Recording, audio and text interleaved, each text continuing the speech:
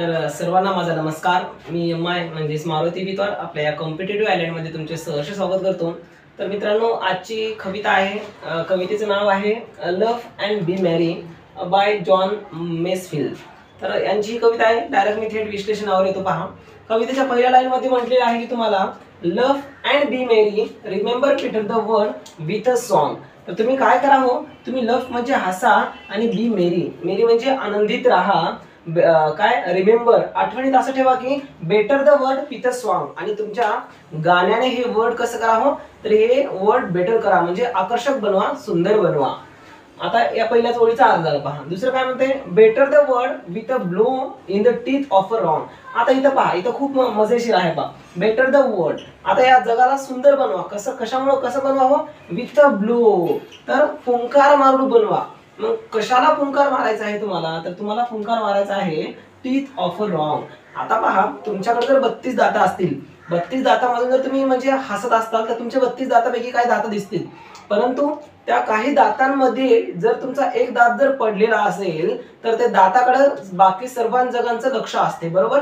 मग त्यामुळे काय होते हो, म्हणजे या सांगण्याचा असा अर्थ कसा आहे, टीथ ऑफ अ रॉंग म्हणजे रॉंग टीथ म्हणजे पडलेला दात, असं म्हणजे याचा सांगण्याचा उद्देश काय आहे कवितेचा, तर कवी म्हणतात की तुमच्याकडे जर लाख म्हणजे करोड जरी तुमच्याकडे पॉझिटिव्ह थॉट असतील, तर त्या पॉझिटिव्ह थॉट मधील जर एक निगेटिव्ह थॉट तुमच्याकडे असेल किंवा तुमचा स्वभाव एक नकारात्मक स्वभाव जर असेल, तर सर्व जे आजूबाजूचे लोक आहेत ते तर सर्व तुमच्या त्या नकारात्मक गोष्टीकडे लक्ष देतील। म्हणजे काय म्हणते, तर बेटर द वर्ड, आपल्याला वर्ड कसं करायचं आहे हो, आकर्षक बनवायचं आहे, with a blow in the teeth of a wrong, म्हणजे त्या रॉंग म्हणजे त्या नकारात्मक गोष्टीला ब्लो करून, फुंकार मारून, म्हणजेच दूर सारून आपल्याला जग कसं बनवायचं आहे हो, तर एक आकर्षक जग बनवायचं आहे।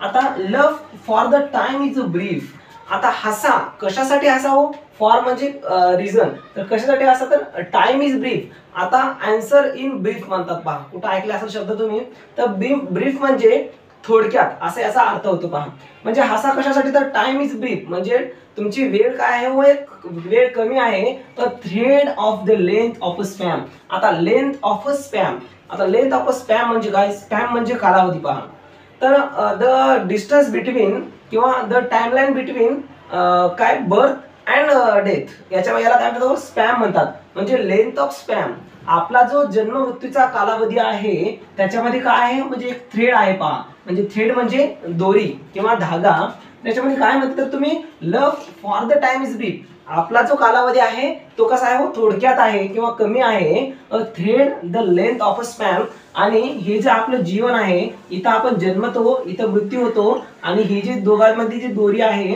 ती दोरी थोडी थोडी खेचत जाते, कुठं, तर मृत्यूकडे। म्हणजे थ्रेड म्हणजे दोरी, लेंथ ऑफ अ स्पॅम म्हणजे जीवन आणि मृत्यूचा कालावधी, याच्यात दोरी कशी आहे हो, कमी आहे, म्हणजे आपल्याकडे वेळ कमी आहे, त्यामुळे तुम्ही काय करावं, तर आपल्याकडे वेळ कमी आहे त्यामुळे तुम्ही हमेशा आनंदित राहा किंवा हसत राहा, असं कवितेचं म्हणणं आहे, कवीचं म्हणणं आहे। जॉन मेसेफिल्ड हे पुल्लिंग आहे, पहा स्त्रीलिंग नाही। Love and be proud to belongs the old proud pigeon of man. आता याच्यामध्ये काय होतं, हसा आणि गर्व करा, प्राऊड म्हणजे काय, गर्व, to belongs the old proud pigeons of man.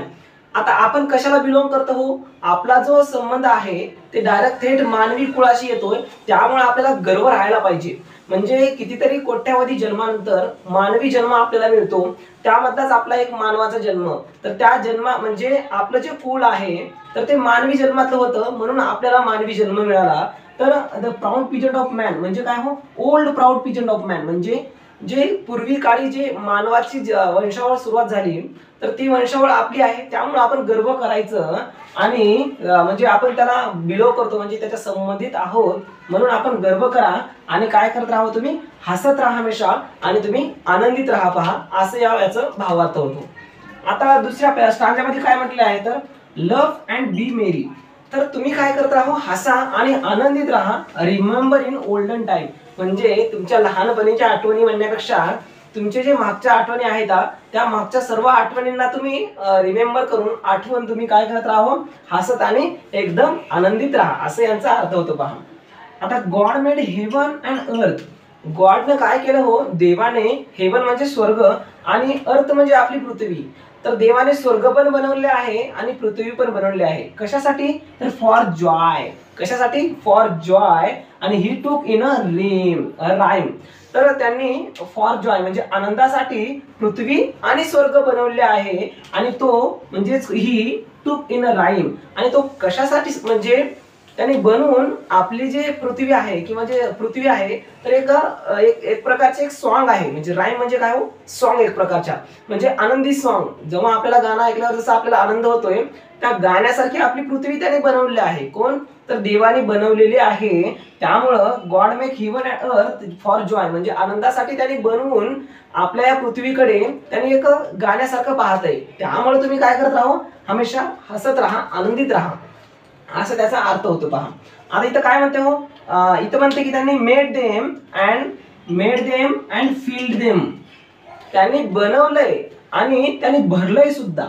आता पहा इथं सोपं तुम्हाला एक उदाहरण देतो. एखादा जर दारूची फॅक्टरी असेल म्हणजे गावठी दारू असेल. पहा तर गावठी दारू मध्ये काय करतात हो? एक उसाची मळीचं किंवा याच्यामध्ये दारू बनवतात आणि बनवून याच्यामध्ये दारू ओततात. पहा दारू ओतल्यावर दारू काय होते हो? दारू कधी कधी खाली सुद्धा सांडते. राईट. मग सेम त्याच प्रकारे देवाने काय केले हो? आपल्या या पृथ्वीला बनवलं आहे फील्ड देम आणि त्याने काय केलं हो? त्याच्यामध्ये भरलेले आहे. काय भरलेले आहे? तर फुल विथ स्ट्रॉंग रेड वाईन. तर त्यांनी दारूच भरलेली आहे. म्हणजे दारू म्हणजे याचा अर्थ इथं काय होते? पूर्ण भरलेले आहे दारू.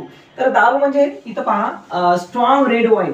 तर स्ट्रॉंग रेड वाईन म्हणजे काय होते? तर अमेरिकेमध्ये किंवा दुसऱ्या देशामध्ये रेड वाईन पितात. पहा तर जर लग्न झालेली मुली असो किंवा एक आई सोबत मुलगा सुद्धा रेड वाईन पितो. म्हणजे त्याच्यामध्ये काय नशेचा पदार्थ नसते परंतु ते रेड वाईन जे एक लवचं सिंबल समजले जाते. पहा म्हणजे जसं आपल्याकडे चहा पितात त्याच प्रकारे रेड वाईन संपूर्ण जगामध्ये काही प्रमाणात पिला जातोय.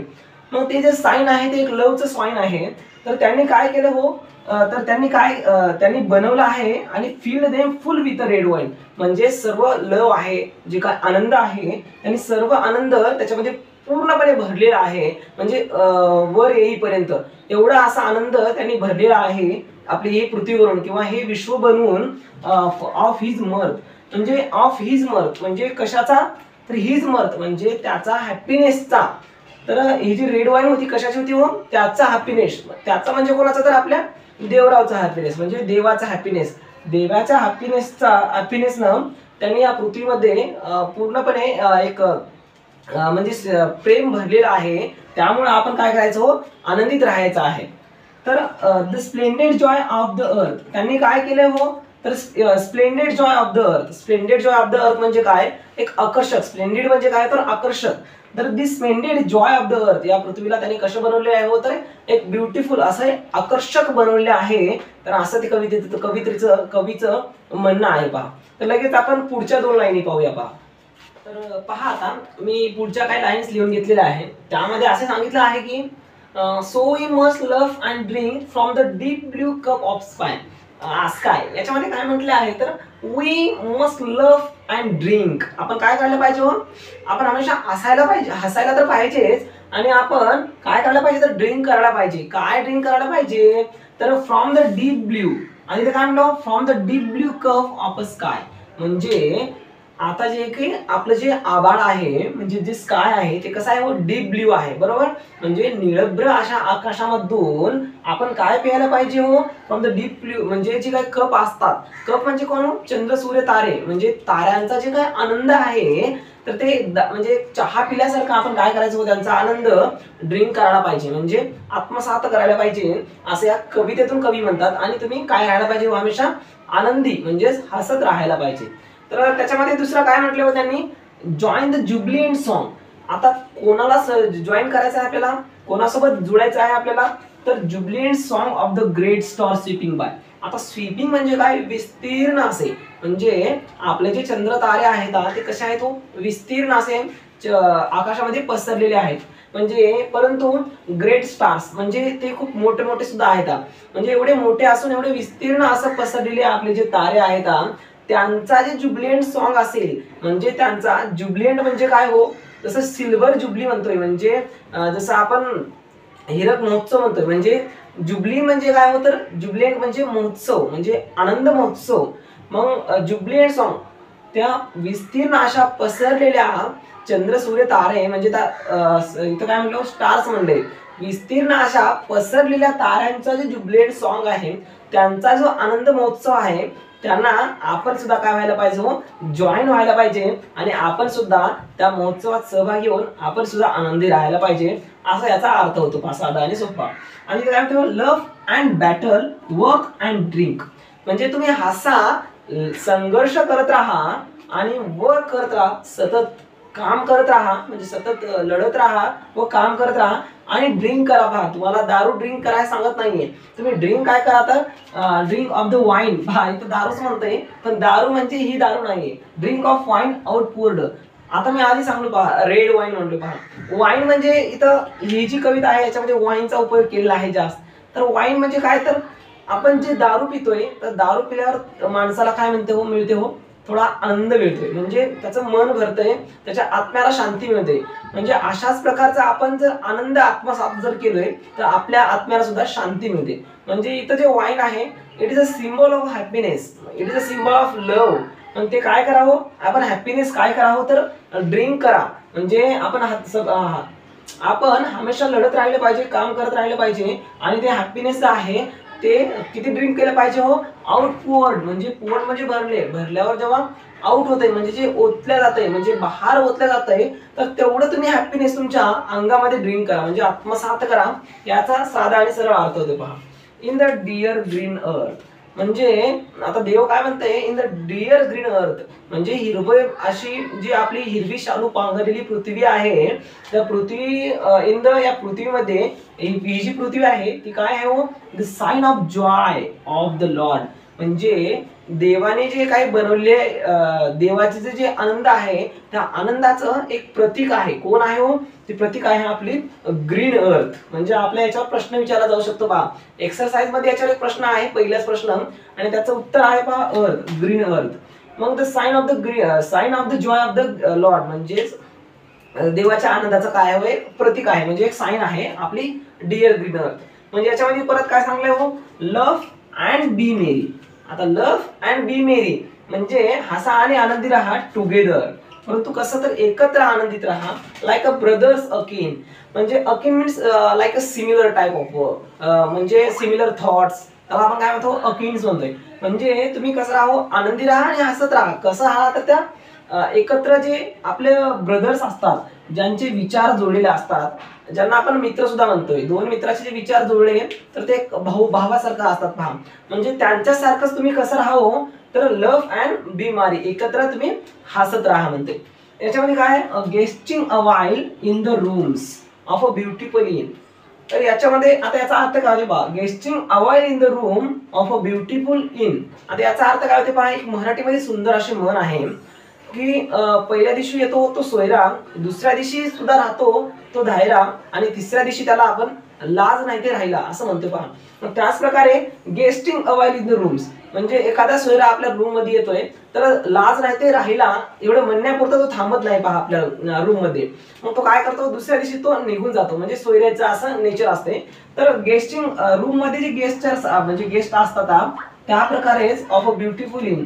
आता आपल्या अर्थ मध्ये सुद्धा आपलं जीवन कसं आहे त्याच प्रकारे आहे. आपण काही कालावधीसाठी इथं येतोय आणि नंतर निघून जातोय. आता ब्युटिफुल इन म्हणजे काय, इन म्हणजे आपल्या पृथ्वीवर या मध्ये, म्हणजे पृथ्वीमध्ये हे जे सुंदर विश्वामध्ये आपण येतोय, कशासारखं होत्या सोयऱ्यासारखं येतोय, म्हणजे त्या पाहुण्यासारखं येतोय आणि आपण निघून जातो. त्यामुळे तुम्ही काय करत राहा, हमेशा आनंदित राहा, असं तिथं सांगण्याचा अर्थ आहे. पहा, glad till the dancing stops. आता आनंदी जे डान्सिंग स्टॉप्स आहेत, आता डान्सिंग स्टॉप्स आणि इथं काय होते पहा, इथं पहा पूर्ण अर्थ, glad till the dancing stop. जोपर्यंत डान्सिंग स्टॉप्स आहेत म्हणजे आनंदाचं जो काय ठिकाण आहे, आनंदाचं जे डान्सिंग स्टॉप म्हणजे काय आपलं जीवन, एक जीवन प्रवास आहे. तर जीवन प्रवास म्हणजे आनंदी जोपर्यंत जीवन प्रवास आहे, the lead of the music end. म्हणजे आता चढ उताराचं जे गाणं असते पहा, म्हणजे आपण जर एखादं गाणं म्हटलोय तर आपलं सूर लागते, वर जाते, परत खाली येते. म्हणजे अशा प्रकारचं जे आपलं गाणं असते ते गाणं म्हणजे याची डान्सिंग स्टेप आहे, ते गाणे जे आहे ते चढ उताराचं जे गाणं आहे त्याचा एंड केव्हा ना केव्हा तर होतच असतो. म्हणजे गाणं शेवटी संपत असते ना, म्हणजे म्युझिक एंड्स होत असते. त्यामुळे काय करायला पाहिजे तर तुम्ही काय करायला पाहिजे तर आनंदी राहायला पाहिजे, असा याच्यातून अर्थ होतो पहा. आता प्रत्येक शब्दाचा जर तुम्ही अर्थ जर काढत बसल्या तर मग तुम्हाला त्याचा अर्थ नाही कळणार या ओळीचा. त्यामुळं त्या गाण्यासारखं जे कोणतं लिटल ऑफ द म्युझिक, जे नेव्हर स्टॉप म्हणजे चढ उताराचं जे गाणं असतंय, तर टिल द डान्सिंग स्टॉप त्यासारखं काय हो आपण तर कधी पण म्हणजे आपल्या जीवनाला अंत आहे, म्हणजे जास्त लांब लचक नाही, ती संपणारा आहे. त्यामुळे तुम्ही काय करत राहा, हमेशा आनंदी राहा, असं कवीला म्हणायचं आहे. त्याच्यामध्ये त्यांनी शेवटच्या वाक्यात सांगितलंय की लव्ह टिल द गेम, काय love till the game is played, be you merry my friends. माझ्या मित्र हो, माझे सर्व मित्र हो, तुम्ही काय करा हो, यू मेरी, बी यू मेरी, तुम्ही हमेशा आनंदित राहा. काय तर लाईफ इज काय तर love till the game is played, म्हणजे life is a game. Life कसा आहे हो आपल्या तर एक जसं आपण एक गेम सारखा आहे. म्हणजे आपण जर कबड्डी खेळत असाल किंवा क्रिकेट खेळत असाल तर आपल्याला काय होतो, आनंद मिळतो. तशाच सारखं आपण इथं जीवन म्हणजे एक गेमच आहे एक टाईपचं. देवाने जन्माला टाकलं आणि देवानंच वडून घेते, म्हणजे गेम आहे. तर त्या गेम सारखं आपलं जीवन जगा. ते बी कसं तर जोपर्यंत आपलं गेम चालू आहे तोपर्यंत तुम्ही हसत असत तुमचं जीवन जगा, असं कवीला या कवितेतून म्हणायचं आहे पहा. तर व्हिडिओ खूप लांबत चालला आहे, त्यामुळे मी एक्सरसाइज टाकत नाहीये. तुम्ही जर कविता जर समजली तर तुम्ही एक्सरसाइज मुकपाट सोडू शकता. तुम्ही काही जर डाऊट आले तर कमेंटमध्ये नक्की लिहा. आणि व्हिडिओला जर सबस्क्राईब केलं असेल तर चॅनलला नक्की सबस्क्राईब करा. तोपर्यंत जय हिंद, जय भारत, जय शिवराय.